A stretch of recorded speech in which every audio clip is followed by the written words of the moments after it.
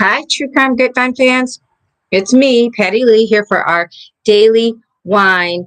Now, I spell it like I'm a whiner because I'm whining about true crime, but it's also just a little joke because of wine. So, this is the Menage a Trois, but it is too hot for that. So, I have my porch swing sweet red, and you can't really see it, but I have it in a Yeti. If you're a fan of Yetis, I have to say, it is 100 degrees outside. I have no makeup on because I don't like wearing a lot of makeup anyway, but I really don't like wearing makeup when it's hot and sweaty. It is so hot outside, you guys. But I have two screaming Mimis, little kittens, Poppy and Winky, who are just inside. They are hell on wheels right now. They're kittens. They're coming up on 3 months old.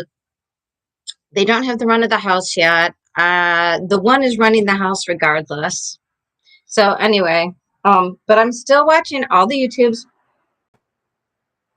Sorry, this is turning into a channel of you can watch me drink.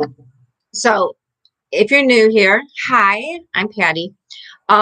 If you're a return subscriber, hi, nice to see you again. So I go live. I've started it this week to go live every day just because there's so much crime and not enough time. So I watch all the crime so you don't have to. And then at the end of the day, I just come live and the plan is just to chat if anybody shows up. If not, I'm just going to see if I can cut this up into uploads. We'll see.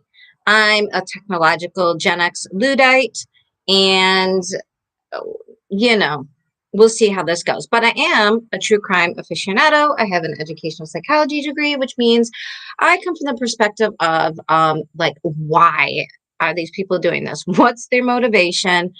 And what is their reasoning? Because sometimes, as we've seen with a lot of these cases, the fact that they Google their crimes, it's really interesting from a psychological perspective. And if you're a true crime person, just what can we learn from this? So that's who I am. That's what I'm all about. So if you want to join me here or listen to it on a replay, I'm just going to try to tell you what happened.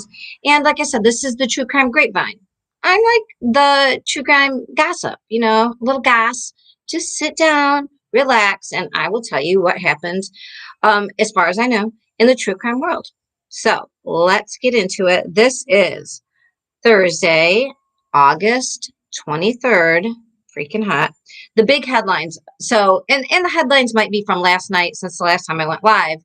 And the big one was that apparently in Oklahoma, authorities came out and said they think they have a new case related to BTK. So we've been following BCK, which is Brian Koberger, hashtag Idaho 4, hashtag Moscow murders in Moscow, Idaho. Moscow, Idaho. It rhymes. But this is BTK. The killer he was active about 2 decades, from the 70s into the 90s, and then went inactive. He was in Wichita, Kansas. And if you've seen Carrie, look at, now I'm trying to, how can I not remember his real name? Dave. I am blanking. It'll come to me in a second. But BTK he was named for buying, torture, and kill. He went inactive all throughout the late 90s, 2000s, as far as they knew. Anyways, and then he popped back up, but taunting the police. And he, like myself, wasn't a technological aficionado. And when he actually left these really interesting, like, cereal boxes. Get it? Because he was a serial killer. He left these cereal boxes with Barbies and things that were bound, tortured, killed, like effigies related to that, with these messages. And I think he left 3 of them or 4. They weren't, he was just taunting the police and getting the people of Wichita, Kansas very upset because they had lived with this for years. In fact, Jennifer Coffendorfer, the FBI agent who is a guest sometime on STS, the Surviving the Survivor show.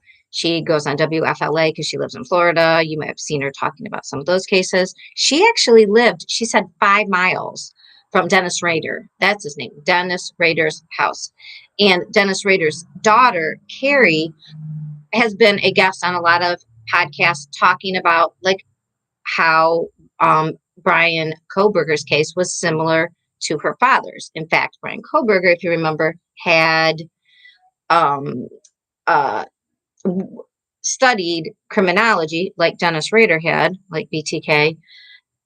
Also, he had studied with in Pennsylvania with the professor that wrote the book with about and with the help of BTK while he was in jail.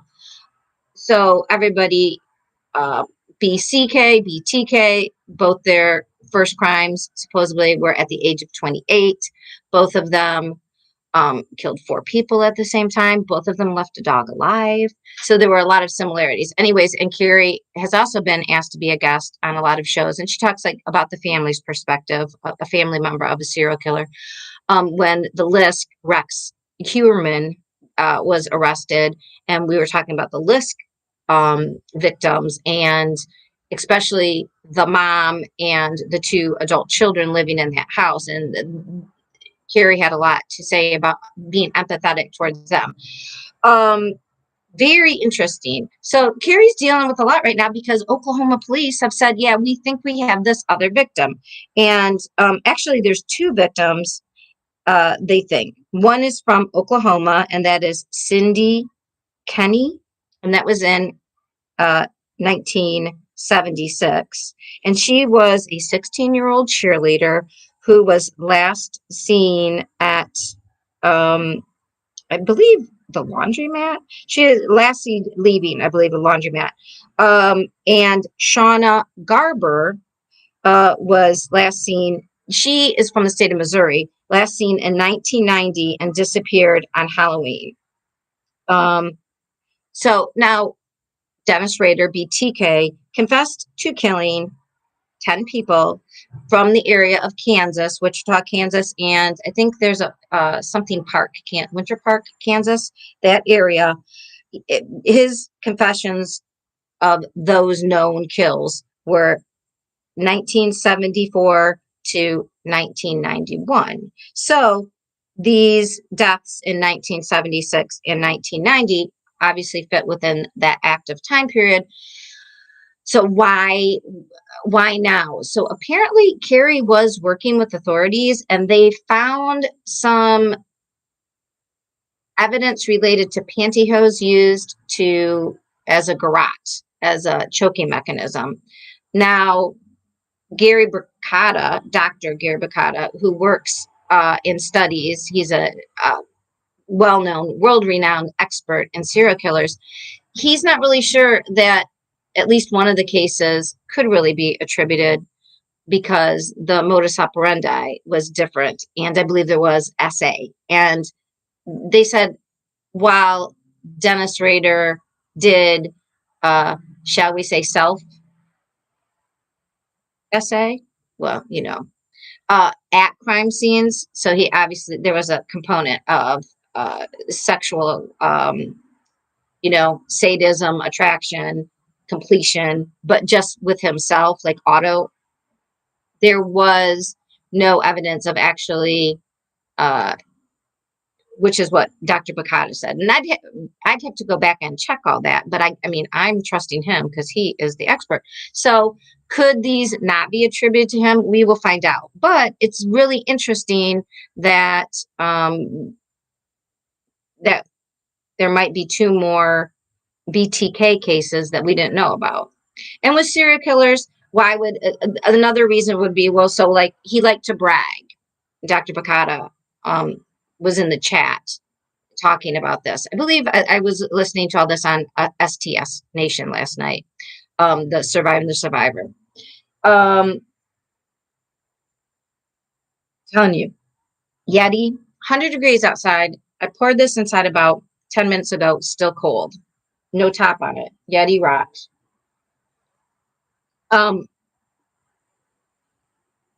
I forget which guest, but it was the same. It makes a lot of logical sense to me. The reasoning was Missouri and Kansas, excuse me, Missouri and Oklahoma, the two states that have these victims, are death penalty states, or at least were at the time of these killings. And so why would Dennis Rader not say, take credit, since he's known to be a bit of a braggart? Well, maybe, you're in prison for life, but you don't really want to be killed for something. So that makes a lot of sense. So I would say this is going to be Throwback Thursdays, but this is kind of a headline with a throwback to a case from the 70s and 90s, which is now heating back up. So I find that very interesting, and I will keep on top of that. But what do you think? Do you think BTK had more kills that we didn't know about? Do you think he was active in other states? I mean, I guess the police are probably checking a lot of things about where he was. Like, he was a Boy Scout leader. Was he there doing that? He had been a college student. Was he, they're going to check out all of that stuff. So interesting, right? And the fact that his daughter was working to help them find this evidence. I believe they said they found something. We don't know specifics yet, but things that were related to old residences that that his family had lived at. And that's why the daughter was able to help out. So really interesting. Another throwback case that is in the headlines is a wealthy dentist from the United States was in Zambia. This was in 2016. And I think I covered this case when he was finally being charged again. Now, this was a trial and we have an outcome, but he had gone on this big game hunting trip to Zambia, Africa. And on the last night, his wife was shot, and he claimed she was cleaning a gun. They were packing things up to leave, and it just went off. And at the time, I believe when I covered the actual him being indicted, was they had found out like the trajectory wasn't right, and it was further away than she could have been, because he claims like she was cleaning it, she accidentally unalived herself. And I believe the ballistics at the time were like, it was from shot farther away than she would have been. So it's hard to shoot yourself with a gun that you can't touch. Anyways, he was convicted. And apparently this was reported in People magazine. He will spend life in prison, and the other thing about it was, of course, there was a girlfriend that he had back at home. So, there's your motive, even though you don't have to have motive for a thing, but that's kind of typical, right? So anyways, I don't know if you remember that case, but what do you think? Do you think life in prison is fair for that? And what do you think about dentists? What's up with dentists having affairs and deciding the way to end this is to kill their wife? Because remember the dentist from Colorado who gave his wife poison, and he had the poison shipped to his dentist's office, and thank goodness somebody at his office looked in it and knew that that poison was there and could tell. But I mean, and then he was having an affair with an orthodontist, and they had 5 kids. So again, dentists, I don't know, I would worry about marrying a dentist. That's probably, that's one of those weird things where anecdotally it looks like there's some sort of correlation, but there is no causation. But it's kind of interesting. So I don't know if you've heard about that case or if you read that People magazine article, but yeah, I don't know why divorce is, I guess maybe it has to do with money. I don't know, but it's pretty expensive having a trial. So the last big headline, speaking of trials and expense. So yesterday we learned that Brian Koberger was going to go ahead and waive his speedy trial because his lawyer, Ann Taylor, said there wasn't enough time to get ready and provide effective counsel. Now, here is something that we sort of missed yesterday, but which I watched Peter Tragos on The Lawyer You Know. Definitely think you should go follow him if you're not already. He is a great, he is a defense attorney, so he's going to give you the defense side. That's his perspective, but he is very even keel about, I mean, he's very much a constitutionalist, I would say. And I like watching his channel because he doesn't give you the same line that everybody else does. And especially when people seem to be on like pitchfork rants, like kill the witch, doesn't matter like if they really did it, let's just and I understand the frustration, and I'm sure some of you guys feel it, but when they go, well, let's just get this over with, the family needs closure, the evidence has to be there and you have to follow the procedure. Otherwise, there's going to be an appeal on the case, or an innocent man could be found guilty, or a woman, and that has happened, you guys. So with the Kohlberger case, Ann Taylor brought up that one of the witnesses, and in fact, it was the witness who did the IgG, the investigative genetic genealogy, which, if you remember, is when you have a sample of someone's, now you can either upload it to a company, like you upload your own like swab, they'll do the analysis and they can tell you stuff about your background, and then they go into their database and they can tell you what relatives you might have that have also done this. But you can also and police in the past, and this is what the expert said, police can upload, like they're a person, like I've had this done before and I want to upload into ancestry.com or 23andMe because they have a huge database and I want my relatives, and as a person, which they're not supposed to do. But this expert was saying, like, not only is there ways to upload without identifying yourself as law enforcement, but she was talking about ways that matches, and I didn't understand this because I am not a geneticist. There are ways that there's not quite a match. And the only thing that I come close to it, and you're going to guys are probably all going to click off because everybody's going to love this, but in statistics, sometimes you don't have enough information, like maybe you don't have enough genetic information. And what you can do is in statistics, it's called bootstrapping. And there's formulas to add in unknown data so that you have a full set of data so that you can run the analysis.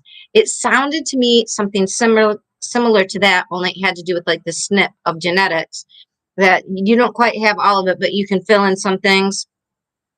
So her testimony, if you remember, was kind of explosive in that it was, you know, that the defense needed to know everything about how the prosecution did this process, because how did they get to this? And were they fair? Were they equitable? We can't just trust them because, you know, you don't just, that's not how that works in trial. You don't just trust that the police did what they said, or that an investigator did, or even that an analyst at a lab, because there are plenty of cases. And there was a DNA analysis guy who was lying. There were all these cases and thrown out and had to be redone and rechecked. And sometimes there's not enough DNA evidence to recheck. So it can be very serious. So when you're doing this, you want to do it right the first time. It's just like any of your jobs, right? Document, document, document. You don't just say, I know the kid can't read. No, you have to go, okay, so I gave him this reading test and I gave that test and then I retested, and this, you know, you have to provide evidence in any field. So when you have an expert that comes and says, we don't have all the evidence, and we know that there's ways that evidence has been gotten around before, that's a problem. So why am I talking about this now? Well, Ann Taylor stood up at the hearing after they waived the speedy trial, and she said, and get this, their expert had been contacted the next day by the night before this, or the night after. Maybe it was the same day she had done her. The timing might be off. I'm not sure exactly on how soon, but rather soon after she had her testimony. I don't even know if you call it testimony. Sorry, there's that whole legal thing of this wasn't a trial. She was offering evidence as an expert witness, offering her expertise and signing a statement versus like under oath testimony, for what it's worth. So, but apparently the FBI came to her house to ask her and to be like, yeah, we heard that you were talking to other people and you're going to retract some of your statement. Okay. We don't know if she's retracting anything. And the prosecution then stood up and said, well, we sent investigators. So he didn't say the FBI, because the FBI coming to your house. I don't know about you guys, but put it in the comments if you're watching this. Wouldn't the FBI, I mean, police are police. If the prosecution sent an investigator, like a paralegal or the DA or an assistant DA, calls you up and says, could you please come in? We have some questions about your evidence. And then you come in and they're like, okay, so here's what the guy said. We heard that she had communicated. Now, I heard Emily D. Baker say electronic communications, but I didn't hear him say electronic. I heard him say she had communicated to other experts in the field, and they called the prosecution to say that she was going to retract some of what she said. All right. And then the prosecution is like, so that other person came and told us. They didn't say who the other person was. They didn't say they contacted them electronically. And I am sure Ann Taylor is going to be like, okay, who is this? How did you get contacted? What she did stand up and said was, that is not the information that I received. Now, I can only assume that she received information from the expert witness who said, the fucking FBI just stopped by my house, questioning and wanting me to retract my statement. And what the hell? I don't want to be involved. And what Peter Trago said is, yeah, this is a serious thing, because if the prosecution is sending the FBI like heavy hitters to witnesses' houses, other witnesses are going to be like, and other experts even, like, I am not getting involved in this shit. I don't need this. I don't want to be involved. I don't want to know the FBI. I don't want to talk to the FBI. I just want to do my job, and I'm not going to get involved in this. And that's how you can really affect a chill on a case, and and then the witness can't get effective counsel. So why? We'll find out more about this. And she said, I hope that the FBI or whoever came wore body cam footage and we find out exactly what went down. Because if she does end up retracting her statement, we won't know. Did she retract it out of fear? I mean, that's how things used to work and sometimes work in cases where there's corrupt prosecution, is they send somebody to your house and say, yeah, you know what you said? Yeah, you're going to say you didn't say that, and you're going to sign a statement, and you're going to say you were wrong. Got it? Well, we're going to make your life difficult. Now, what really happened? It seems odd that a investigative geneticist, genealogical geneticist, would go to another person and be like, oh my God, I lied. I said stuff. I don't think that's right. Ooh, maybe I'm wrong. And that person goes, oh, I'm going to go tell. Hey, number one, whoever they're talking to, wouldn't they say, I mean, if she's saying, because he said she inadvertently, so not saying she did anything wrong, she inadvertently, so giving her, like, not calling her a liar or perjurer, she inadvertently made in a like and made statements that she is going to retract. That's what they heard. So I don't know. It doesn't sound logical to me. So I don't know. Did somebody who was following the case talk to her and go, hey, I heard your statements and you made some errors, and don't you think you should retract that? And she was like, yeah, maybe. I guess I'll think about it. And then they went to the prosecution, was like, yeah, I told her she better retract that. And I think she's going to. I mean, that maybe could happen. But still, why is that other geneticist getting all up in a witness's? I don't know. It just seems weird. Why is a witness talking to anybody about their expertise? And if they made a mistake, are they really going to like out somebody close enough? I don't know. All right.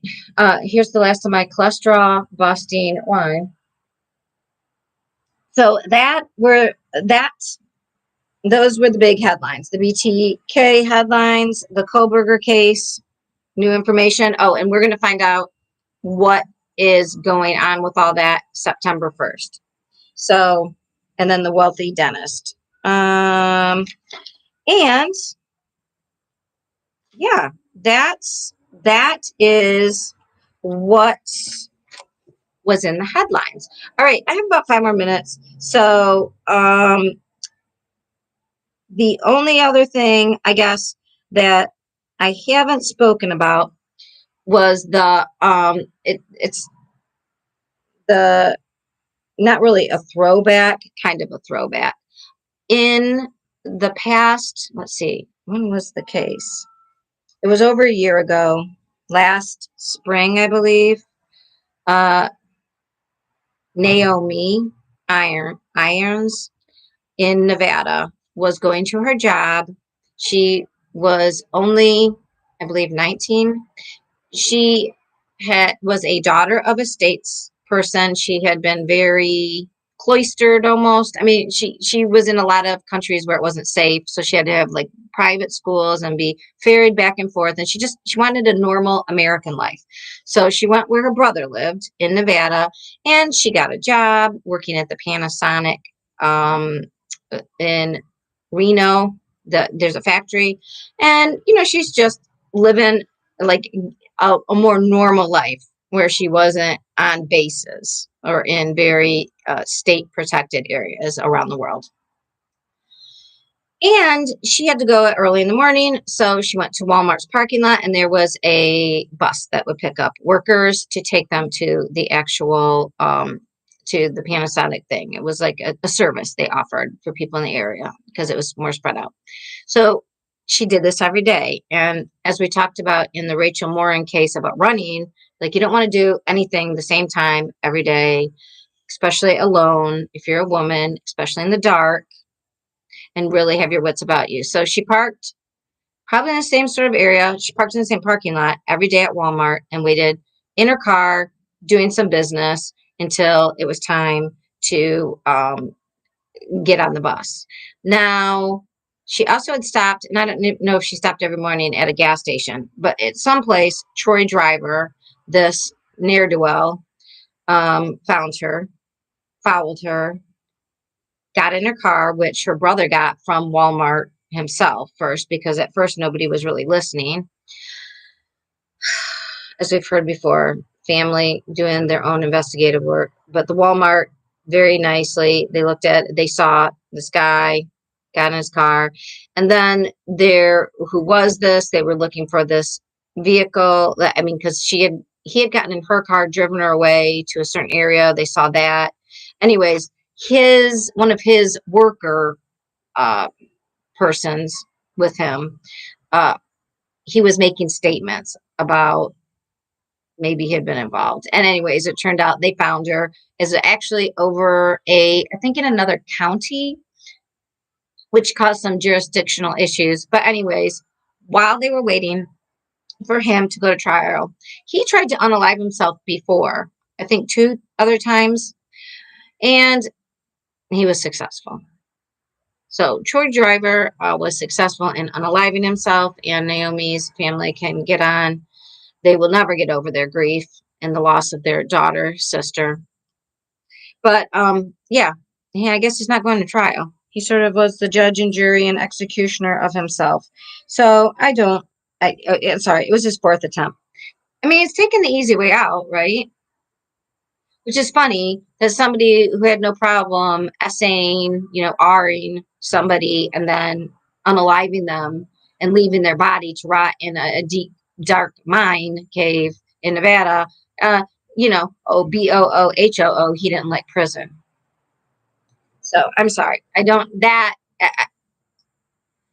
we never want to hear that somebody did that, and God rest his soul. But on the other hand, I guess he saved us some time coming to the same conclusion, I guess. But it is the easy way out. And that's one of the reasons I personally don't believe in the death penalty. What do you believe in? Put it in the comments. And I'm supposed to ask you to like and subscribe and all the YouTube things, whatever. Yeah, so that is a old case update, a throwback, if you will. And the other throwback, I'm over my time. It's already 31 minutes. So I will save this for another time. I'm sure it will come up. I was going to talk about the Lori Vallow sentencing. Let me just tell you. Lori Vallow was sentenced for, what is it, let's see, 3 life terms twice because of both counts. And her fraud was like 20 more years. Anyways, like just life. And Judge Boyce, you thought he was going to be nice. Oh no, he was like year upon year upon year consecutively, not together. Wait, is that consecutive? Concurrent, he said. She's never getting out of prison except to be extradited maybe to Maricopa County in Arizona to stand trial for the death of Charles and her involvement in Charles Vallow's murder and I believe Brandon Bordeaux's attempted murder, and they are that extradition process is going on. So right now she's in the big house, I believe, in a women's state prison in Idaho. But the crazy thing was her statement, and this is why they're talking about in the Koberger case trying to get the death penalty dropped because there'd been some civil rights violations, like his right to speech, whatever. Okay. I will just tell you, when they dropped Lori Vallow's death penalty, which they at first were going after, I think it's because you can't kill, because the Supreme Court said, although I don't know about the Supreme Court, but you can't kill crazy people. And I don't know what kind of flavor of crazy, delusional, religiosity, like they said, her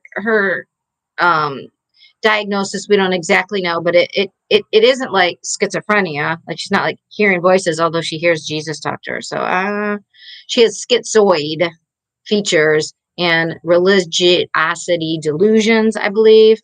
So not something like a specific thing like schizophrenia or like narcissistic personality disorder. Anyway, although I think we see all of that, whatever she has, she got up and made a statement and said, first of all, there was no murder.